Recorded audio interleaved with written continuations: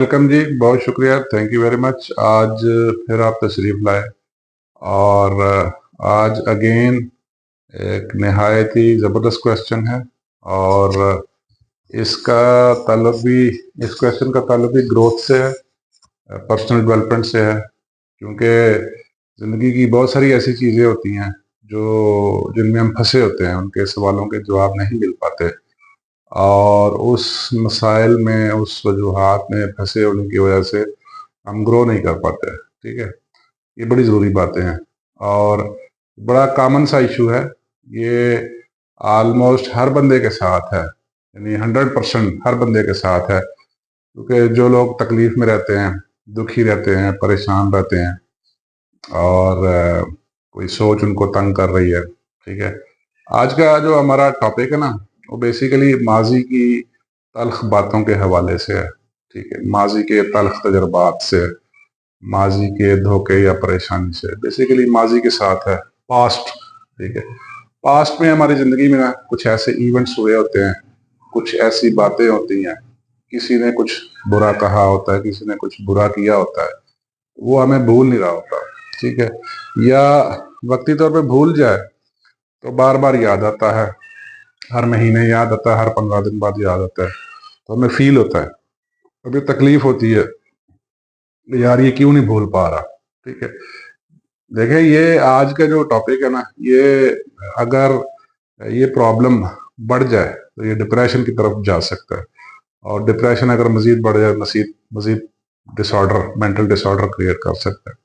तो आज का हमारा टॉपिक है how to forget your past, how to forget your bad past, या how to forget bad events happen in the past, या माजी के तल्ख तजर्बात या माजी की तल्ख बातों को कैसे भुलाया जाए। ठीक है, तो मैं टॉपिक लिखता हूँ, तो इसकी गुत्थियां भी आज सुलझाते हैं कि असल में हमें बुरा माजी क्यों बार बार याद आता है। ठीक है, और हम क्यों इसको भुला नहीं पाते। मैं टॉपिक राइट डाउन करता हूँ, आप भी सीधा पॉइंट्स नोट कीजिएगा। ठीक है, हाउ टू फॉरगेट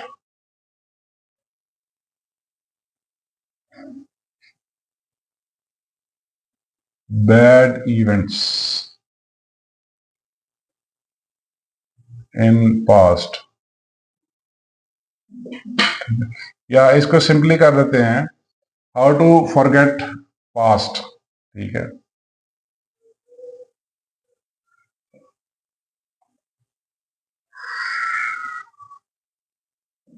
ठीक है, माजी के तल्ख तजर्बात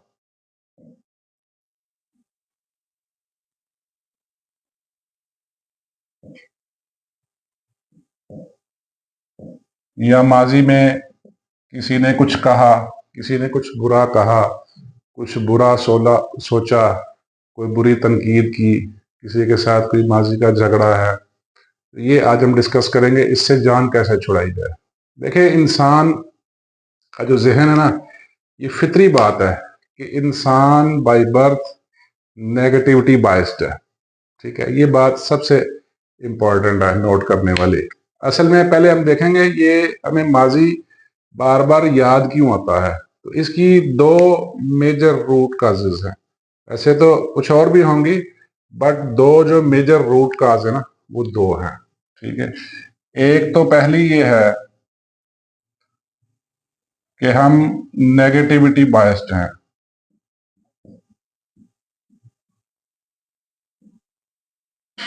नेगेटिविटी बायस का मतलब ये है कि हमारा एक सर्वाइवल मैकेनिज्म है, बिल्ट इन सर्वाइवल मैकेनिज्म है ब्रेन के अंदर, जो हमें मुस्तकबिल के वैसे वाकयात से होने के बचाने के लिए एक्टिवेट होता है।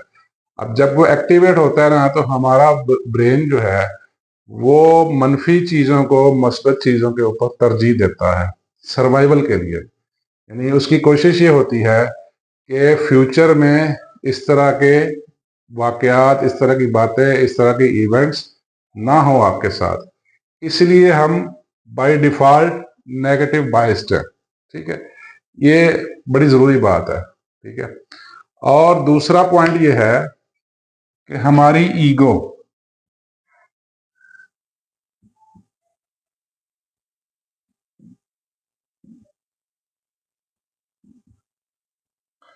पहला पॉइंट है नेगेटिव बायस है, दूसरा है ईगो हर्ट्स। हमारे माजी के वाकयात जो हमें बार बार याद आते हैं, बुरे वाकयात जो बार बार सताते हैं, जो बार बार तंग करते हैं, जो बार बार दुखी करते हैं, जो बार बार गुस्सा दिलाते हैं, किसी की बुरी बात पे, किसी का कुछ बुरा कहा हुआ, कुछ बुरा हुआ, कोई किसी की बुरी तनकीद पे गुस्सा दिलाते हैं, उसके पीछे ये दो रूट काजेस हैं। एक नेगेटिव बायस है बाय डिफॉल्ट, और दूसरा है हमारी ईगो हर्ट होती है। जब हमें गुस्सा आता है किसी कही हुई बुरी बात पे, इट मीन्स कि हमारी ईगो हर्ट हो रही होती है। ये बेसिक दो रूट काज है।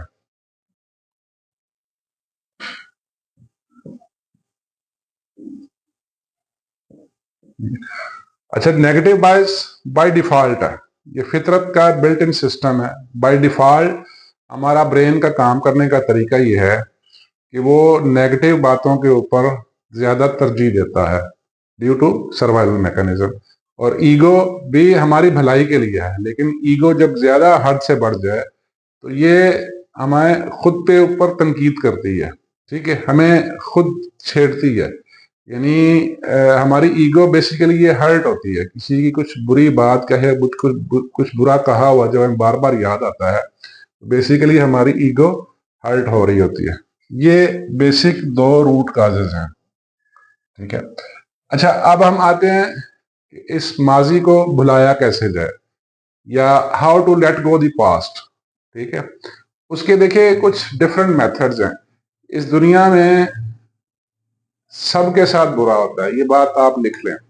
कोई भी बंदा ऐसा नहीं है जिसके साथ सब कुछ अच्छा हो। सबके साथ बुरा भी होता है, अच्छा भी होता है।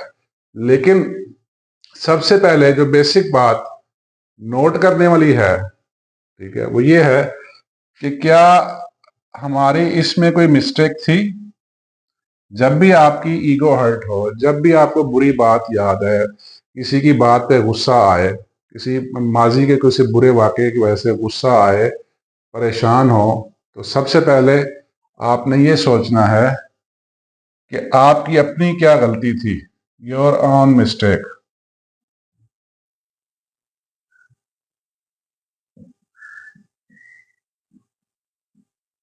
ठीक है, ये सबसे पहला नुक्ता है, ठीक है, और ये बहुत जरूरी पॉइंट है, ठीक है।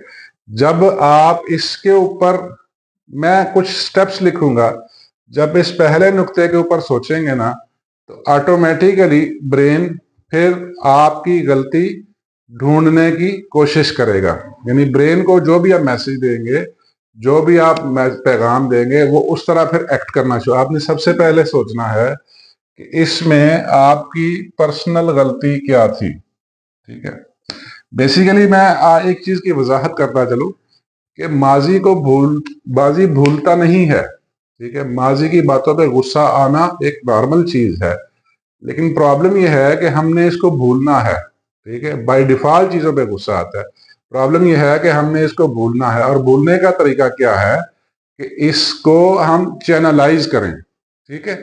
हमारा मकसद ये होना चाहिए कि ये जो बार बार आपको सोच या याद तंग कर रही है, इसको चैनलाइज कैसे किया जाए, हाउ टू चैनलाइज।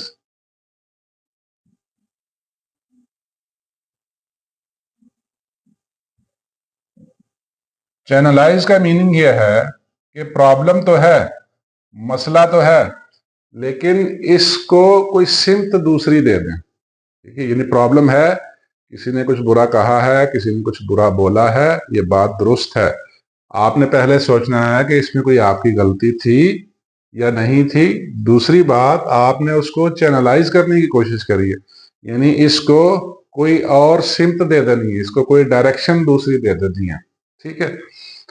अच्छा, एक बात याद रखिए कि जिंदगी जो है, पूरी जिंदगी इंसान की, ये एक ख्वाब है, ठीक है। ये पूरी जिंदगी एक ख्वाब है, यानी 50 60 70 साल जो जिंदगी, इट्स अ ड्रीम। हम यहाँ आए हैं, बेसिकली हम ख्वाब में हैं, और ये ख्वाब एक दिन खत्म हो जाएगा, यानी इस ख्वाब से हमने जाग जाना, ठीक है। तो ये नुक्ता नोट कर लिए, ये चीज आप अपने दिल में जब भी ऐसी चीज है इसको रिपीट करना है। Your life is a dream.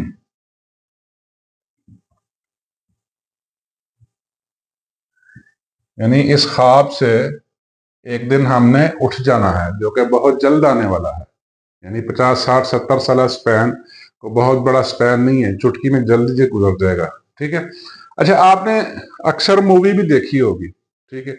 Movie में एक हीरो होता है, एक विलन होता है, एक हीरोइन होती है। आप चाहते या ना चाहते हो, जब मूवी देख रहे होते हैं, ठीक है, आपकी अटैचमेंट हीरो या हीरोइन के साथ ज्यादा होती है ना कि विलन के साथ, बल्कि मूवी में विलन के ऊपर गुस्सा आ जाता है। उसकी वजह यह है, उसकी वजह ये नुक्ता बड़े काम का नुक्ता है। उसकी वजह यह है कि आपके इमोशंस उस मूवी में इन्वॉल्व हो जाते हैं। यानी उस मूवी की वजह से आपके इमोशंस ट्रिगर हो जाते हैं। ये बड़ा जरूरी है। और जब 3 घंटे की मूवी खत्म होती है तो आपको पता चल रहा है ये तो सब एक मूवी थी। ठीक है। ये बड़ी जरूरी बात, यानी कहने का मकसद ये है कि आपके साथ जो भी बुरा हुआ वाकया, जो भी बुरा वाकया हुआ, जो भी बुरे वाकयात हुए, जो भी बुरे इवेंट्स हुए, ठीक है, think it was a movie. ठीक है। यानी जैसे आप 2 ढाई 3 घंटे की मूवी देखते हैं, आपके इमोशंस ट्रिगर होते हैं और आप हीरो की हीरोइन की साइड लेते हैं और विलन की मुखालफत करते हैं, बल्कि विलन पे गुस्सा आता है। बाद लोग मैंने देखा हो तो बड़े बड़े जज्बाती हो जाते हैं। ठीक है। वो तो बहस भी करते हैं, तनकीद भी करते हैं। लेकिन आपने अमली तौर पे भी यही देखना है कि जो 10 साल पहले किसी ने कुछ बुरा कहा, कोई बुरा वाकया हुआ, इट वॉज ए मूवी। ठीक है। तो आपके इवेंट्स इस जिंदगी में, इस दुनिया में जितने भी इवेंट्स, चाहे वो अच्छे हो रहे हैं चाहे वो बुरे हो रहे हैं, इसको एक मूवी या ड्रामा समझिए।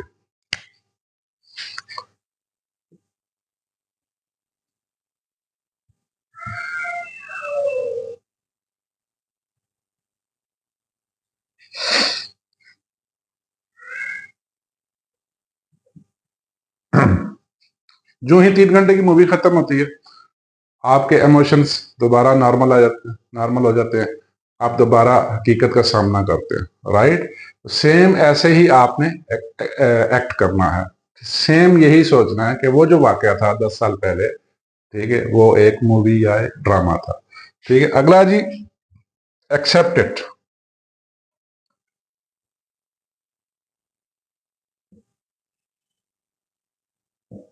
कुछ भी है आपके साथ, उसको जस्ट एक्सेप्ट करें। ठीक है। एक्सेप्टेंस बहुत बड़ा टूल है। बेसिकली एक्सेप्ट वही करेगा जो ग्रेटिट्यूड वाला मिजाज रखता है। ये बात याद रखिए। ठीक है। आप अपना ग्रेटिट्यूड वाला मिजाज डेवलप कीजिए। जो जो आपका ग्रेटिट्यूड वाला मिजाज डेवलप होगा, आप चीजों को एक्सेप्ट करना शुरू कर देंगे, चाहे वो अच्छी हैं या बुरी हैं। ये बड़ा जरूरी है। ठीक है। अगला जी, don't take life too seriously. Life,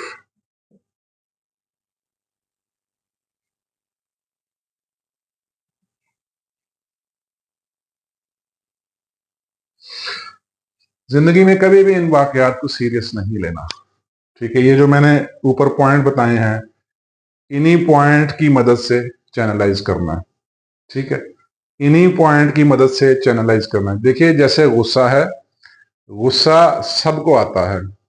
कुछ लोग चैनलाइज कर लेते हैं, कुछ लोग अपने ऊपर हावी कर लेते हैं। चैनलाइज, मैं अगेन एक्सप्लेन कर दूं कि चैनलाइज का मतलब है उसको एक सिम्प दे दें, उसको एक डायरेक्शन दे दें, यानी एक्सेप्ट कर लें उस वाक्य को, उस इवेंट को एक मूवी या एक ड्रामा समझ लें। ठीक है। उस वाक्य को जिंदगी के ख्वाब का एक दौरानिया समझ लें। ठीक है। ये उसमें पहले देखें कि आपकी मिस्टेक क्या है। ठीक है। अच्छा, अगला पॉइंट है जी, लर्न न्यू लेसन्स।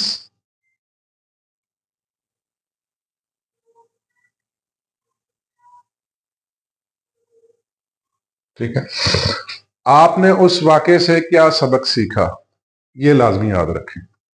ये बहुत ही जबरदस्त नुक्ता है। देखिए, एक वाक्य हुआ ना, उससे आपने वो सबक सीखना है ये जिंदगी की ना अरेंजमेंट ही ऐसी, इसका तरीकाकार है। ये हर इंसान को मुख्तलिफ वाकयात की मदद से बहुत सारे सबक सिखाती है।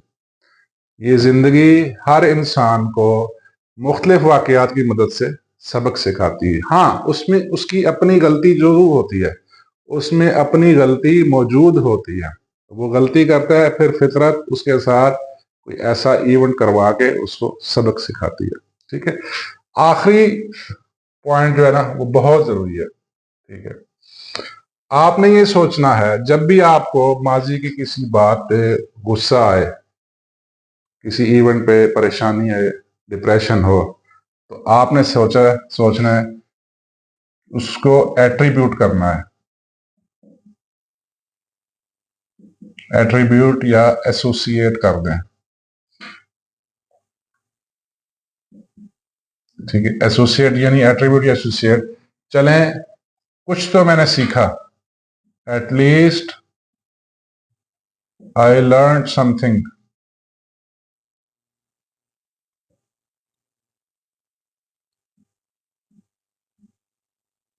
ठीक है, ये लास्ट पॉइंट है, लास्ट नुकता है। यानी आप उसको किसी अच्छी चीज के साथ मंसूब कर दें।